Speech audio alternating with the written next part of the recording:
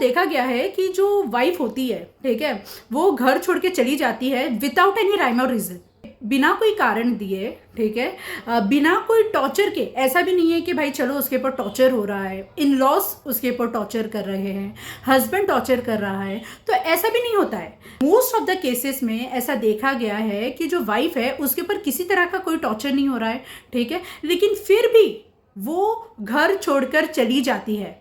और घर छोड़ के जाने के बाद उसका जो नेक्स्ट स्टेप होता है वो 498A का केस होता है, ठीक है, डोमेस्टिक वायलेंस का केस होता है। तो जो वाइफ है वो घर छोड़ के अपनी मर्जी से जाती है, ठीक है, और फिर बाद में जाती तो जाती है, लेकिन उसके बाद वो बहुत सारी केसेस कर देती है अपने हस्बैंड पर, इन लॉज पर, उनको हरास करने के लिए। तो अगर आपके केस में अगर आपकी वाइफ घर छोड़कर चली गई है बिना कोई कारण बताए, तो ऐसे केस में आप कोर्ट से डाइवोर्स ले सकते हो, आप अपनी वाइफ से डाइवोर्स ले सकते हो जी। ऐसे ही केस आया है केरला हाईकोर्ट के सामने। यहाँ पे हस्बैंड और वाइफ है, दोनों की शादी होती है 2008 में, उसके बाद एक बेटी होती है। लेकिन 2016 में जो वाइफ है वो घर छोड़ के चली जाती है, वो अपने पति को, वो अपनी छोटी माइनर बेटी को छोड़कर चली जाती है बिना कोई कारण बताए, बिना कोई रीज़न के।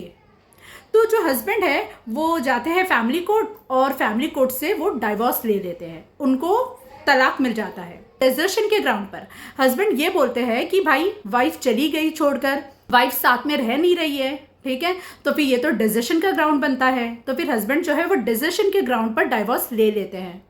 इसके बाद क्या होता है, जो वाइफ है मेंटेनेंस पिटीशन फाइल करती है फैमिली कोर्ट में। इसके बाद फैमिली कोर्ट ने हस्बैंड को ऑर्डर दिया कि भाई आपको अपनी वाइफ को मंथली 25,000 रुपया देना है। अब हस्बैंड को ये ऑर्डर बिल्कुल पसंद नहीं आया, तो वो क्या करते हैं, वो हाई कोर्ट जाते हैं। वो फैमिली कोर्ट के इस ऑर्डर को चैलेंज करते हैं हाई कोर्ट के सामने। अब हाई कोर्ट को हस्बैंड सब बताते हैं कि भाई डाइवोर्स हो गया, जो उनकी वाइफ है बिना कोई रीज़न दिए घर छोड़ के चली गई, हस्बैंड को छोड़ के चली गई, अपनी छोटी बच्ची जो माइनर बेटी थी उसको छोड़ के चली गई। वाइफ ने कभी भी अपने मैट्रिमोनियल ऑब्लिगेशंस को फुलफिल ही नहीं किया। हस्बैंड ने ये सब सबमिशन दिया हाई कोर्ट के सामने। अब भाई जो वाइफ है वो क्या बोलती है हाई कोर्ट को कि ऐसा नहीं है कि कोई रीज़न नहीं है, रीज़न है। मतलब वाइफ ने क्या बोला कि मेरे पास रीज़न है। वाइफ ये बोलती है कि वो घर छोड़कर इसलिए गई क्योंकि जो हस्बैंड और हस्बैंड के परिवार वाले हैं वो वाइफ को टॉर्चर करते थे, ठीक है, इसलिए जो वाइफ है वो घर छोड़ के चली गई। अब यहाँ पे एक चीज़ और ध्यान देने वाली बात है कि फैमिली कोर्ट ने हस्बैंड को बेटी की कस्टडी दिया था, ठीक है। जब हस्बैंड ने फैमिली कोर्ट को सब बताया कि भाई जो माँ है वो अपनी माइनर बेटी को ही छोड़ के चली गई विदाउट एनी राइम और रीजन, तो ये सब सुनने के बाद फैमिली कोर्ट ने जो बेटी की कस्टडी है वो हस्बैंड को दे दिया था। तो हस्बैंड ने ये भी सबमिशन दिया हाई कोर्ट के सामने। अब सब कुछ सुनने के बाद हाई कोर्ट ने वाइफ को बोला कि चलो भाई ठीक है, मान लेते हैं आपके साथ क्रूएल्टी हुई है, ठीक है, मान लेते हैं कि हस्बैंड और जो इन लॉस है उन्होंने आपको परेशान किया, आपको हरेस किया, लेकिन क्या आपके पास कोई एविडेंस है, ठीक है। लेकिन वाइफ के पास कोई एविडेंस नहीं था, कोई प्रूफ नहीं था। वाइफ ने बस जाके एलिगेशन लगा दी कि हस्बैंड और उसके परिवार वालों ने उसको टॉर्चर किया है, लेकिन विदाउट एनी प्रूफ, ठीक है। अब हाई कोर्ट ने यह ऑब्जर्व किया कि फैमिली कोर्ट ने बेटी की कस्टडी बाप को दी है, ठीक है। नॉर्मली ऐसे छोटे बच्चों की कस्टडी फादर को मिलती नहीं है, लेकिन अगर कोर्ट ने माइनर बच्चे की कस्टडी बाप को दिया है तो जरूर इसमें कोई बात है। क्या बात थी कि भाई जो माँ है वो अपनी छोटी बच्ची को छोड़ के चली गई थी, तो इससे उसका कंडक्ट मालूम पड़ता है, और यही वजह है कि कोर्ट ने फादर को बेटी की कस्टडी दे दिया था। कोर्ट ने कहा कि भाई जो सेक्शन 125 ऑफ सीआरपीसी है, मतलब जो मेंटेनेंस का है, जो मेंटेनेंस का प्रावधान है, बेनिफिट दिया गया है महिलाओं को, तो वो उनकी सेफ्टी के लिए दिया गया है, वो उनके वेलफेयर के लिए दिया गया है, ठीक है। और यहाँ पे मेंटेनेंस भी तभी ग्रांट होता है जब जो वाइफ है, जो पत्नी है, वो अपनी मैट्रिमोनियल ऑब्लिगेशंस को फुलफिल करती है, वो अपना जो कर्तव्य हो, वो अपने कर्तव्य को पूरी तरह से निभाती है, ठीक है। उसके बावजूद भी अगर उसके साथ क्रूएल्टी होती है, मारपीट होती है, हरासमेंट होती है, तो वाइफ को मेंटेनेंस मिलता है। लेकिन इस केस में वाइफ ने कोई सबूत दिया नहीं कोर्ट में कि उसके साथ हरासमेंट हुआ। इनफैक्ट वो हस्बैंड और माइनर डॉटर को छोड़ के चली गई विदाउट एनी राइम और रीजन। तो यहाँ पे जो वाइफ है उसने अपना जो कर्तव्य है उसने निभाया ही नहीं। उसने अपना मैट्रिमोनियल जो ऑब्लिगेशंस होते हैं वो उसने फुलफिल नहीं किया।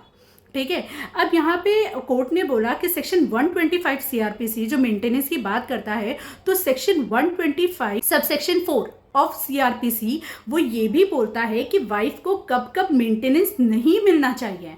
जी देखिए, अगर वाइफ अडल्ट्री कमिट कर रही है, मतलब शादी होने के बावजूद, पति होने के बावजूद वाइफ जो है वो किसी गैर मर्द के साथ, गैर आदमी के साथ फिजिकल संबंध रख रही है, एक्स्ट्रा मैरिटल अफेयर में है, ठीक है, अडल्ट्री कमिट कर रही है, तो इस ग्राउंड पर अगर वाइफ जाती है कोर्ट में मेंटेनेंस मांगती है तो उसको मेंटेनेंस नहीं मिलेगा, क्योंकि पति होने के बावजूद जो वाइफ है अडल्ट्री कमिट कर रही है, तो फिर किस बात का मेंटेनेंस। ठीक है, तो वाइफ जो है वो अडल्ट्री कमिट करती है, बाहर जाके संबंध बनाती है, तो फिर उसको मेंटेनेंस नहीं मिलेगा।